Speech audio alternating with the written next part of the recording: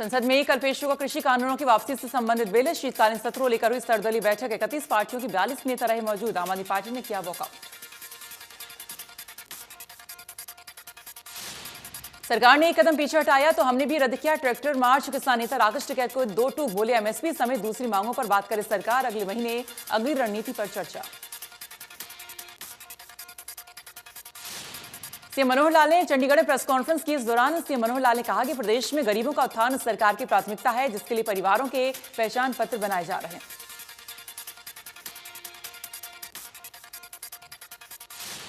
कृषि मंत्री जेपी दलाल हल्के का दूसरे दिन दौरा किया। कृषि मंत्री जेपी दलाल ने कहा, हमारा लक्ष्य है भारत को किसानों के दम पर आगे बढ़े और गांव में तरक्की हो और रोजगार मिले। सरकार की यही प्राथमिकता है।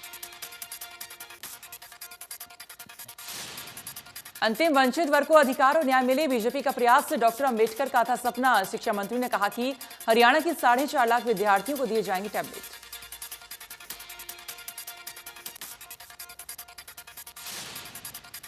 हरियाणा वेयर हाउस के चेयरमैन और पृथला से विधायक नैनपाल रावत ने कहा कि प्रधानमंत्री नरेंद्र मोदी ने तीनों कृषि कानूनों की वापसी की घोषणा से किसानों के नाम पर राजनीति चमकाने वाले लोगों को ठेस पहुंची है और इसलिए वो लोग धरने से उठना नहीं चाहते हैं।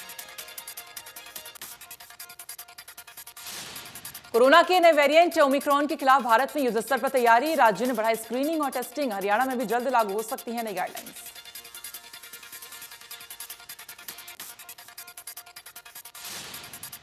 देश में पिछले 24 घंटों में 8,774 नए मामले सामने आए। एक्टिव केस की संख्या 1,10,000 के पार।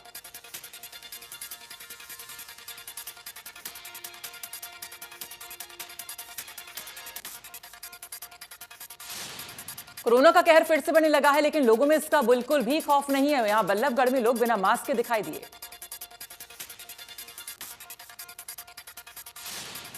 कुरुक्षेत्र में अंतर्राष्ट्रीय गीता महोत्सव 2021 के उपलक्ष्य में गीता मैराथन का आयोजन किया गया है। प्रदेश के खेल राज्य मंत्री संदीप सिंह ने मैराथन को हरी झंडी दिखाई।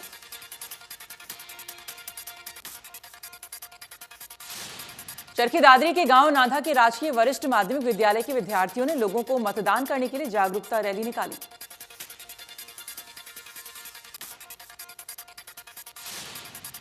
इंडिया के बड़े रियल एस्टेट कारोबारी ललित गोयल पर पंचकूला में ईडी ने शिकंजा कस दिया है। दरअसल ललित गोयल को मनी लॉन्ड्रिंग के मामले में जेल भेजा गया है।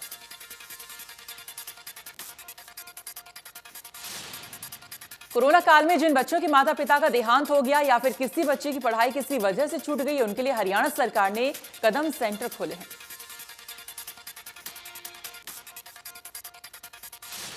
अंतर्राष्ट्रीय एशिया यूथ पैरा ओलंपिक खेलों में गोला चिका की बेटी माफी का चयन हुआ है। बहरीन में होने वाले पैरा ओलंपिक खेलों में एशिया के लगभग 35 देश हिस्सा लेंगे। हरियाणा से 12 खिलाड़ियों का हुआ चयन।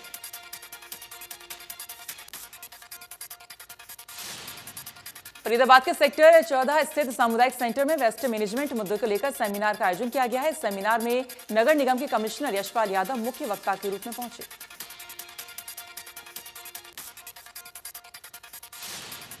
पटौदी रोड निर्माण कार्य जल्द होगा शुरू। खराब सड़कों के कारण आए दिन होते हैं बड़े हादसे। एनजीटी के मद्देनजर जल्द शुरू होगा निर्माण कार्य।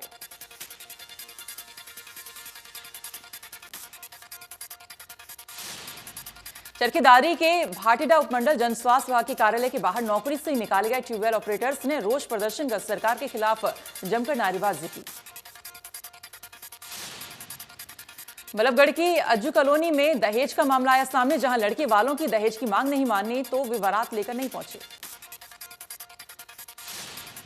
बल्लभगढ़ अनाज मंडी के पास फुटओवर ब्रिज को मोटरसाइकिल चालकों ने अपना रास्ता बना लिया है, जिसकी वजह से पैदल यात्रियों को परेशानी होती है। गुरुग्राम की आबोहवा बेहद खराब श्रेणी में पहुंच गई है, जिसका एक एयर क्वालिटी इंडेक्स 266 दर्ज किया गया है। दिल्ली एनसीआर में बढ़ते प्रदूषण का असर लगातार फरीदाबाद में भी देखने को मिल रहा है। फरीदाबाद के कई इलाकों में सुबह AQI 328 के पार पाया गया। पलवल में 30 वर्षीय व्यक्ति की हत्या का मामला आया सामने। हत्या कर शव खेतों में फेंका। सूचना पाकर पुलिस मौके पर पहुंची। पुलिस ने शव को बरामद किया। प्रधानमंत्री नरेंद्र मोदी ने अपने मासिक रेडियो कार्यक्रम मन की बात के 83वें एपिसोड के जरिए राष्ट्र को संबोधित किया। पीएम मोदी ने कहा कि मैं सत्ता में नहीं सेवा में रहना चाहता हूं।